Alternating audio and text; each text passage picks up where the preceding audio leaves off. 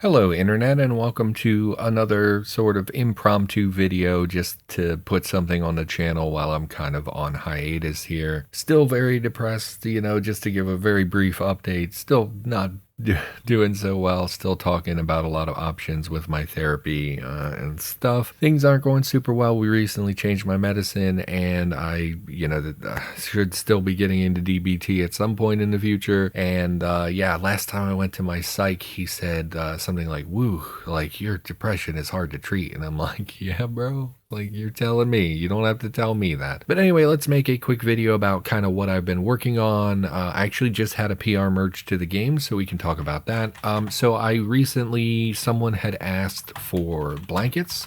Now this might display weird because I have both it's been merged to the game, but I also have a mod where I was working on this, so it might appear a little weird. So obviously we've had blankets in the game for a long time. Someone requested weighted blankets, which I added to the game. So that's basically just a blanket that is heavier than a regular blanket. But I thought while I was here, I would learn how to use the snippet system. So if you're not familiar, snippets are basically the here you can see it pivots. Apparently every time I move the mouse, the snippet updates. But basically we had blankets, which the description just said something like, in fact, we have it here under the makeshift blanket. Oh no, I changed that description as well. So previously it just said something like, you can hide under it, but it's not going to protect you from the monsters. It was just a joke description, but I thought, why not dress that up? Obviously blankets come in a variety of shapes and different patterns and things like that. So I thought, why not use the snippet system, which basically just allows you to change this description dynamically. So I decided, basically the starter blanket or weighted blankets are a good example. If we use a weighted blanket, it shouldn't just say a thick layered blanket with glass microbeads added to increase the weight. We can also add a little flavor text that increases, just sort of the description of that object and makes it a little bit more unique. And so for the weighted blankets, these are by far the simplest one I made. And it basically just says it's stitched in a geometric pattern. So here it's been stitched in an octagon pattern, right? It's a weighted blanket. So usually they are layered blankets. They have just fabric on the outside, but then they have multiple layers within, and then there's a glass microbead layer as well to add weight to the blanket, which is what makes it a weighted blanket. So obviously when they have those layers, they have to stitch them together, and the most common form of a weighted blanket is a blanket that's been stitched with a sort of geometric pattern. So this can be anything from triangles to octagons. Basically I added just a handful of geometric shapes. So here you'll see this one's a triangle, this one's a diamond, this one's an octagon, this one's a square, this one's a hexagon, etc. So that is one change that I made. I added weighted blankets to the game, and then I decided to add geometric patterns to those blankets just to add a little flavor. And for people who are translating, they basically just have to translate one sentence and then obviously translate the patterns themselves, hexagon, octagon, etc. But that's not very fancy, so I decided to go on to the regular blanket and change that as well. So now when you get a regular blanket, it can actually be a variety of different kinds of blankets, just chosen at random when you pick it up. So here this one displays as a floral print blanket, and this one is patterned with poppies, and it's popular with grandmothers. So if we go down to let's just do these in order. So here's a cartoon blanket. So basically I wanted a more childish blanket that displayed a cartoon character. I created the base blanket itself, which says a blanket adorned with a famous animated character, and then I added snippets based on different cartoon characters I made up. So this one says it depicts the infamous pirate captain Iris Crane, the most beautiful, most daring, and most feared woman on the seven seas. But that's not the only cartoon, so if I hit over here, it'll generate a new one. It depicts a famous man and woman from an anime dressed in cowboy outfits. A speech blurb reads, "How y'all doing?" Which of course is a reference to Cowboy Bebop that I didn't think anyone would care about. It's obviously not so specific that it's like, going to get us in trouble legally or anything, but I just was trying to think of, famous characters that are kind of famous, but not like the central protagonist of an anime. And then here we have one, Mr. Smile and Laugh, a child's entertainer, a cartoon version of them. Obviously, the Christmas Ghoul, who taught the world that our looks don't define our passions. Lovely Boston Chan, which is an ongoing character we have in the game for the Boston Anime Con. We reference this character multiple places, so I thought, why not add that to a blanket as well. So that's just some examples. You'll see that the blanket adorned with a famous animated character is the same every time, but then the actual, cartoon character itself will vary. So whenever you find a blanket, it has a chance to be the cartoon blanket, and then it has a chance to, print whichever cartoon character. Then we have the collectible sports blanket, which I generated basically new team names. So each of these is a location, a mascot, the actual sport itself, and then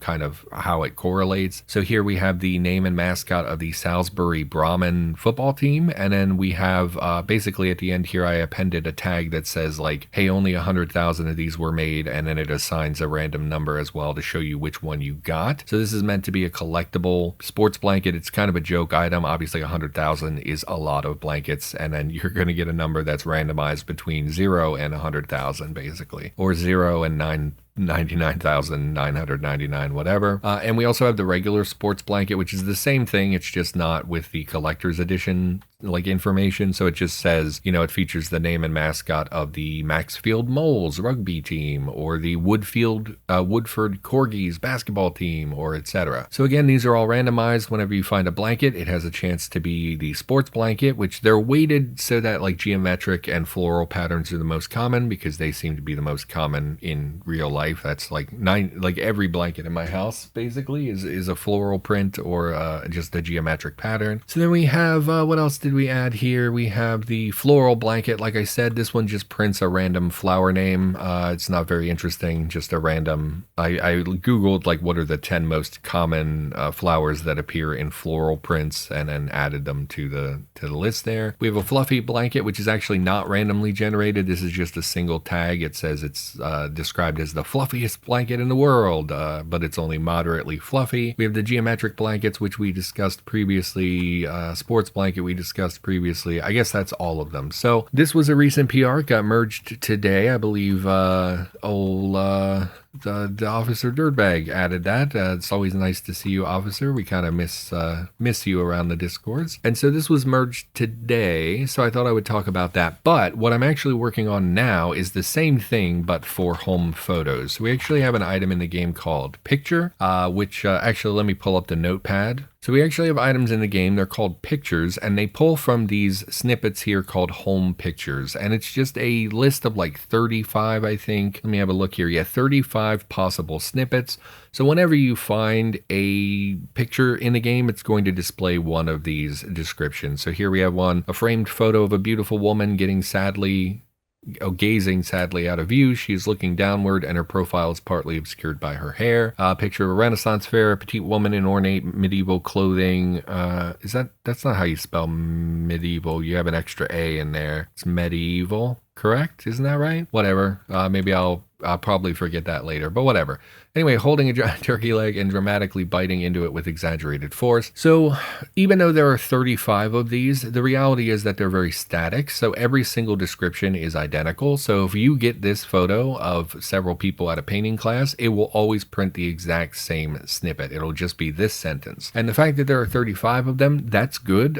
We have photos that appear on office desks, and there's literally only one description. And we talk about that all the time because it's like the one that says like it looks vaguely like a zombie that you've seen, and it gets very repetitive to see that same one over and over. So here we have 35 snippets. These are going to appear obviously much less common than if there were only 4 of them, and there is good diversity here. But I thought, why not take it a step further? I could use the snippet system that I was just using to randomly use variables to vary the descriptions, and I could create my own snippets and photos here, and in pretty short amount of time I could be able to create like 10,000 possible combinations of text. So I thought that would be a fun exercise because I just learned how to do this for the blankets. So the beginning took me a little while because I couldn't plug everything in correctly, but what I wanted to add is basically more home pictures, and these are defined as things that aren't necessarily photographs as well. You can have things like there's framed puzzles in here somewhere, and there's like I think there's like a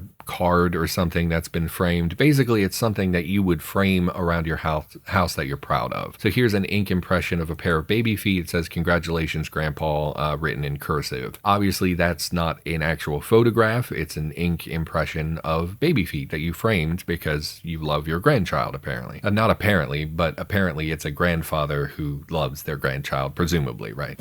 So they don't have to strictly be pictures. Here's a painting. One of them is a framed puzzle that someone glued together, things like that. And so I thought, why not start? And I was a little expansive at first. So the first thing I wanted to do was create a movie poster. I thought this would be like simple and basic. So like instead of a full-size poster, this is sort of a scaled down version that you just would keep, on the wall or whatever. It's still framed. It's just not the size. Obviously, movie posters are quite large. So I thought to start this out, I would try to be simple, and I just added a scaled down image of a famous movie poster, and then I created a variable that allows me to randomly choose a movie poster to use here. I created 14 movie posters. Initially, I was going to separate them into genres, so I was going to have like 5 horror ones, 5 romantic comedy ones, 5 action ones, and once I got started, I realized that that is way too many snippets for what this is. In fact, I think 14 is way too many, but I've already done this work and I don't want to delete it. So in fact, we can take a look at these in the game here, and these are randomized, so let me find one that is a movie poster. So here we have a scaled down image of a famous movie poster. A black woman stands in an action pose, a katana held in a two-handed grip. Around her are men in suits holding a variety of weapons, and the title simply reads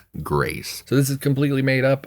This was meant to be one of the action movie posters, and basically this is just taking a scaled down version of a famous movie poster, and then it adds the variable of whatever the movie is. So if I find another one here we have a scaled down, again, same text at the start. We have a short, petite woman with frizzy blonde hairs pointing her finger angrily at the face of the man next to her. By comparison, he's tall with dark tan skin and a huge beard, his muscles bulging beneath a flannel shirt. The title across the poster reads Coed versus Lumberjack, with text that promises hijinks. So this was meant to be one of the romantic comedy ones, but I don't know if it even works as a romance, but I thought it was funny, so I left it. And again, these need like a grammar pass and a punctuation pass, so if you see anything that's like a typo or a missing comma or too many commas, don't worry about that. I'm gonna, obviously I'll clean that up before I submit these things. So the movie posters are actually really straightforward with not a lot of variability. They just take, hey, this is a movie poster, and they add it with movie poster description. After that, I decided to do something a little more complicated, and again, I went super overboard here. So I thought, hey, what's a common thing that people frame? It's graduation photos. So basically, I wanted to add a graduation photo, and we get that static text that says, hey, this is a graduation picture, and then we have it features grad base wearing a color gown and then grad details. So the idea here was that I was going to say it features and then provide a subject. So like, a young man wearing a gown, a young woman wearing a gown, a frizzy haired, redhead wearing a gown, whatever. Then we were going to randomly select the color for the gown. Again, not a big deal, but it just adds a little bit of extra variability here. Colors were already defined in another JSON file. I think that's in the snippets one. So if I look for color, okay, well, I can't find it now, but there's basically already a list existing that is for colors, so I didn't have to worry about that. Just plug that in. And then at the end, I wanted like basically an entirely new section, like new sentence that could alter the initial prompt, basically. Let's look at one in the game. Okay, so the text here, a framed photo from a graduation ceremony, that is static, that never changes. And then the middle sentence here is pulled from random snippets. So mine basically says it features a grinning, excited woman. So in that sentence right there, grinning, excited woman, that's actually randomly chosen. That could have been a man, that could have been a boy, that could have been a girl. Obviously in the context of their graduating, but sometimes people refer to like, a 20-year-old as a girl or a boy, right? Even though they're technically a man or a woman. So I don't think there's an issue with that. But the grinning, excited part is randomly chosen. The gender is randomly chosen. And then wearing a purple gown, that color is randomly chosen. And then at the end here, we have a sentence that says a young woman stands beside a graduate, love and adoration etched on her face. That is randomly chosen as well. So if I pick a different one, here we have another one. You'll see this one, instead of being a grinning, exciting woman, it's a vaguely sleepy looking man. And instead of a purple gown, he's wearing a silver gown. And then instead of that end sentence of a woman looking at him with adoration, instead we have someone in the background holds a sign that reads, "No more teachers' dirty looks," which is a reference to a famous song. It doesn't matter. But so this obviously adds a lot of variability, because now we're getting variable descriptions of the person. We're getting a variable gender. We're getting a variable color gown, and we're getting a variable kind of additional information snippet at the end. So I was really happy with this, although I, in hindsight, like here, this one, a bespectacled woman wearing a black gown. Beside the new grad, a mother wipes tears from her eyes. Just, again, a little extra flavor text. So between those possible variables, it actually changes this photo quite a lot. Now, my only regret here is that I actually took up a lot of lines to do this. This is quite a lot of things. So here we have grad base. Obviously it chooses, like I said, a random sort of descriptor, but also a random gender. And then we have all the random snippets that go at the end. And in hindsight, this is a little bit much for one single photo, because the odds of this spawning are not great. Did it really need all of that variability? Probably not. Some people, like translators, might be annoyed by this. I actually brought this up on Discord literally like an hour ago. We were talking about it because I really want to expand these, and I've been really enjoying adding all of this kind of infrastructure to have variable photo descriptions, but I'm very worried that translators in particular will be angry because of the amount of text here that needs translated. But the basic consensus on Discord seems to be like, hey, don't worry about that. Obviously people are going to complain about a lot of changes. Your priority should be adding cool stuff to the game, not worrying about are the translators going to be angry, right? So from there I decided after that I would move into more generic descriptions, because I felt like the graduation stuff was too specific. So I thought I would break it down into photos that include children, photos that are centered around adults, and then photos that are kind of age neutral. And I thought this was the best way to do it, because obviously, my first idea was I want to have a bunch of college kids drinking in a photo, kind of standing together. And then I thought, well, you can't do that, because then what if it plugs in this is a little boy? Obviously you don't want a group of little boys drinking alcohol in a photo. No one would frame that, or hopefully it never happens, and hopefully no one would ever frame that. So I thought if I separated them from child and adult, they could be more specific. I could have a little kid on Santa's lap, and I could have adults drinking at a party, and that's obviously kept separate. In hindsight, I don't think that was necessary, but for organization purposes, I'm still going to keep them that way. And then the age neutral ones, same thing. It's just going to be a little bit more ambiguous language, and can plug in both adult and child genders to make that make sense. I don't know that I'm going to keep all of that in the end, but that's, where I'm coming from now. So in the child specific photos, which is what I just sort of finished, or maybe I'm still working on, I haven't really decided yet, it's going to fit this particular syntax. It's going to say a photo in a blank frame, and it's going to randomly choose a frame description. I have, it can be a simple frame, an ornate frame, an old frame, a new frame, a slightly damaged frame. So it's just going to, again, just a little bit of variability, adds a little randomness there. So it'll say a photo in a broken or a old frame. Then we'll have the actual scene from the child perspective, or whatever the child photo is. And then we're going to have an addendum at the end of that photo description. And I think that addendum, I haven't worked on it yet. So these, when we look at them, they're just going to print photo addendum. They don't have a thing yet. But I was thinking it would be something like, hey, this picture is slightly off center, giving it a more candid feel, or this captures a spontaneous moment, or something that could be, that's too specific. It would be something that's so vague it could apply to literally any photo, but it adds a little character to that photo, the depth of field, maybe. Think all the crap that you put in when you try to AI generate a picture, depth of field, blurry background, blah, blah, blah. That sort of stuff would be here as an addendum. The sharp focus is on the subject, the background appears slightly out of focus, there's a slight blur that hints at movement, just stuff like that can be plugged in on the end of any photo. And I'll just go pretty expansive with them and use them for for a little bit more variability. But let's have a look at these in the game just so you can get an idea of what I'm talking about. So let's find one here that is not something we've already discussed. We already did photo movies and all that stuff. By the way, these spawn at a very low rate currently, so we're going to see more movie posters and grad photos than anything here. Okay, so a photo in a brand new frame, like I said, that is variable. And then again, these are child snippets. So this one features a tiny baby boy in a man's arms, smiling as a tiny hand has almost completely disappeared into his bushy beard. So obviously it's a little baby reaching up, you know, to dad's beard or whatever, just like a, you know, normal family moment that you would maybe frame and put in your house. And then we would have a photo addendum saying something like, you know, this candid moment seems so genuine and natural, or something like that, right? I'm not sure how I'm going to make the photo addendums work because they have to be so vague that they could apply to literally any of these snippets, but I think I can figure something out. Worst case scenario, I'll just go to ChatGPT and be like, hey, can you give me an idea of what vague qualities I can discuss that would apply to literally all of these? And then it'll tell me like, well, you could talk about the blurriness or the sharp focus or whatever. And then I'll just, you know, write a bunch of stuff for that. So let's look at another example. Oh, I skipped one. Oh, you can't go back in this menu. Once you toggle it, unfortunately. So a photo in a shiny frame shows a woman in a hospital bed, her black hair sweaty and matted to her head. In her arms is a baby, a girl, swaddled in a teal blanket. So again, here we have lots of stuff randomized. This, obviously, it has to be a woman. You know, it doesn't have to be a woman. You know, men, yeah, I don't want to get into that discussion because people on the internet are nasty, but it doesn't have to be a woman. But for the context here, it's not randomized. It is a woman. Here it says her black hair, right? That's randomized. I added hair colors, basically.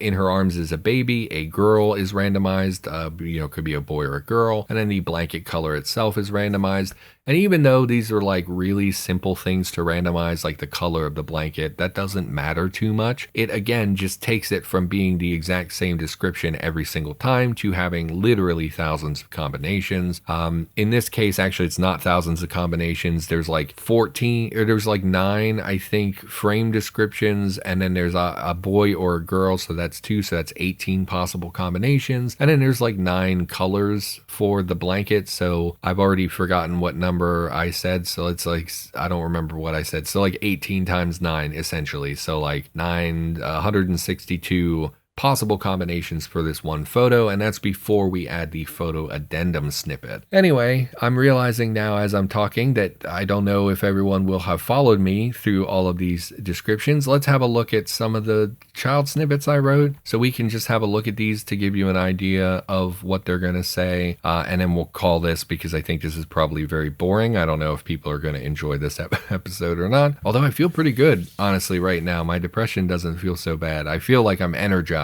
Like, I'm excited talking about this, and I'm excited to share these things with you. Okay, so here's an example. It shows a happy action, which just prints like giggling, laughing, smirking, smiling, things like that. So it would say it shows a smiling young gender noun, so boy or girl, smiling young boy with hair adjective. This is like short, curly, messy, you know, long, wavy, etc. hair. So it would say a giggling young boy with frizzy hair color, raven hair, lounging on a sofa with a randomized dog breed with a chihuahua spread across their lap. The dog looks content, or something like that. So again, lots of variability. We went from the exact same description to like hundreds of possible combinations of what this photo would actually look like.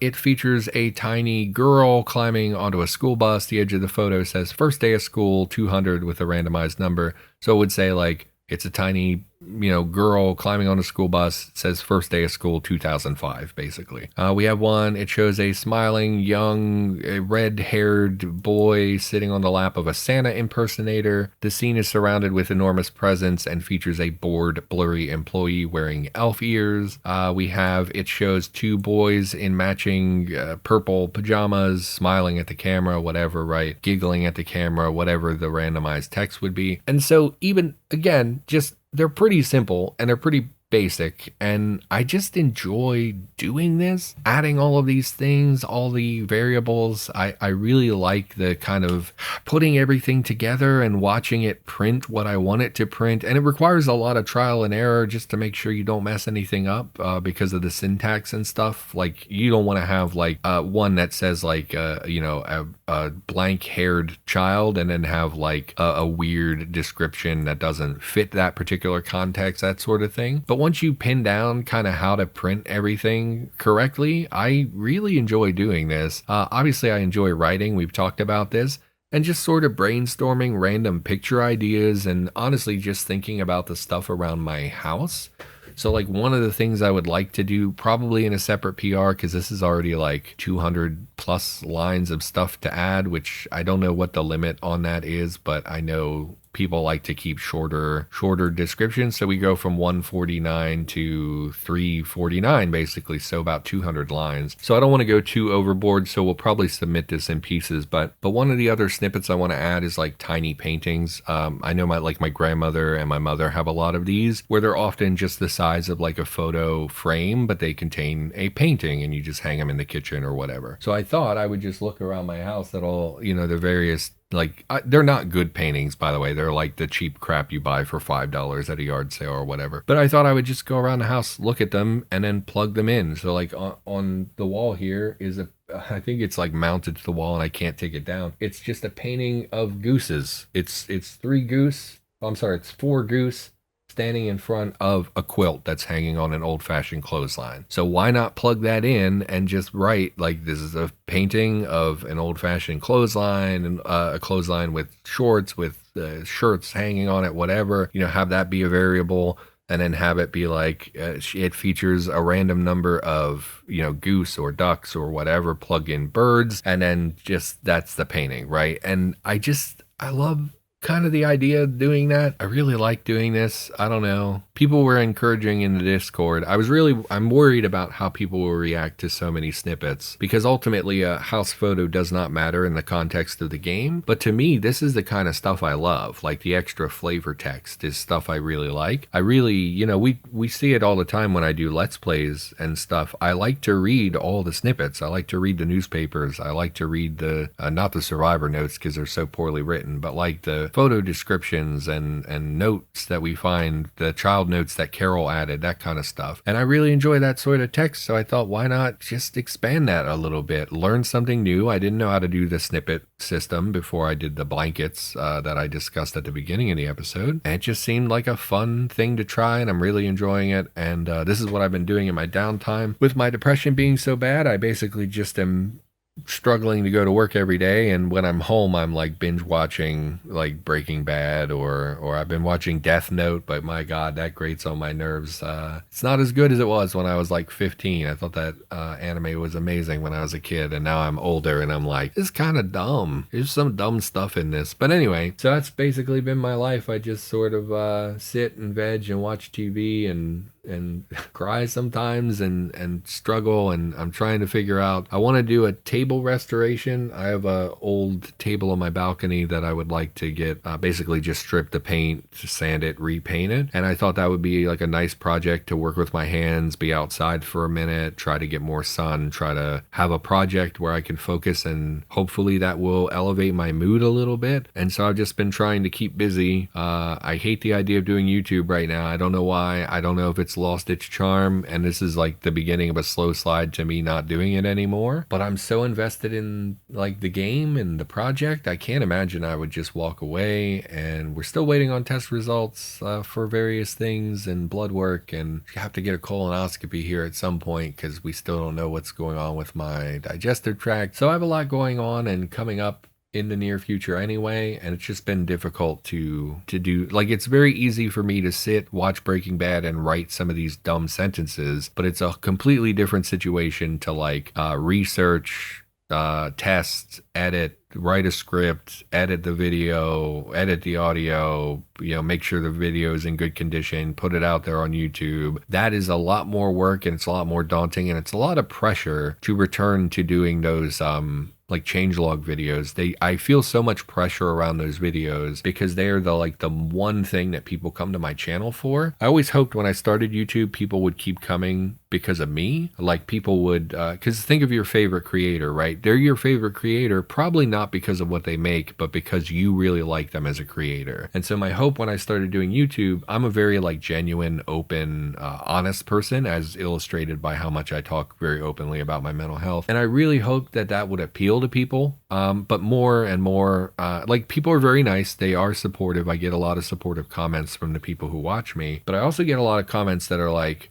yeah, you need to sack up and be a man, or comments that are like, depression isn't real. Depression is just like a choice that you make. You're choosing to stay weak and pathetic. And so I get a lot of like bombardment with that kind of negativity. And I always hoped people would just like me because I'm like, I don't think I'm a bad person. I think I don't know if I'm likable or not, but you hope people would gravitate to you and it would become less about the content and more about you as a person. That way, then no matter what you do, people would be interested because they're here for you, not just for one particular content. But anyway, you probably don't care about that. The point is, people come for that one particular video. I feel very bad when I don't get it done, and it takes a ton of work to get those put together. And so the idea of going back and doing those right now, I know I wouldn't be able to do it, and I would just end up very, very upset and sad because I know I'm disappointing people. So that's why I have not returned yet to that particular content. I am, again, starting higher dose of medication. It's a new medication. Hopefully soon we can get back to a routine here because I do miss having a routine, but I'm just not functional right now. I finally just cut my beard after like 2 months. Like people... I literally had a guy say, bro, are you homeless? And I was like, do I look that bad? Like, not to imply that like all homeless, like people on this unhoused people are gross or whatever, but that's what people thought. Or, I mean, there are people who think that, but that's not, I don't think that. But literally having someone be like, hey, are you homeless? I can help you. I was like, what the fuck is my life? Because that's so embarrassing for someone to look at you, judge you based on your appearance and be like, wow, this guy's in a bad place, I should help him. And that really made me feel really weird. And so I finally cut my beard and my hair, which is like the most productive I've been all week. Anyway, I'm rambling. So hopefully you enjoyed this video looking into some of the files here and trying to see how we do things. I don't know if I explained everything, in a way that's understandable by someone who doesn't look at this stuff. But once again, I would really like to encourage you. This is one of the more complicated things I've done, or maybe it's not complicated, maybe it's just because it's actually not complicated, it's just that I didn't know how to do it. I would encourage you, if you are at all interested in contributing to this game, adding something like new items is very, very simple. You don't have to do this complex like variable type stuff. You can just write a sentence that describes this is a blanket, right? If you want to add a blanket to the game. This is not a requisite in any way. I know a lot of people say, man, I would really like to contribute. Thank you for showing me that it's possible. But then, most people don't actually contribute. If you're interested, just do it, man. It's like anything else in your life. If you don't want to do it, then you're not going to do it. But if you do want to do it, the best thing you can do is just get started and figure things out. Ask on the dev cord if you have any questions on the dev Discord. People are very happy to answer questions, myself included. Most of us are very proud of like the things and the knowledge that we have about the game. So we're very eager to answer questions and help out like new people figuring things out. And yeah, I would just encourage you to contribute. Everyone can contribute. There's something you want to add to the game that you're probably capable of adding to the game. So for now, I think we'll call the episode. No idea how long this is. Everyone, thank you for watching. Hope you enjoyed. I'm still hoping to come back and be making normal content in the future. I just don't know when that's going to be. So for now, these sort of little tidbit videos, that are related to Cataclysm is probably the best I can do. Everyone, thanks for being here. I'll see you next time.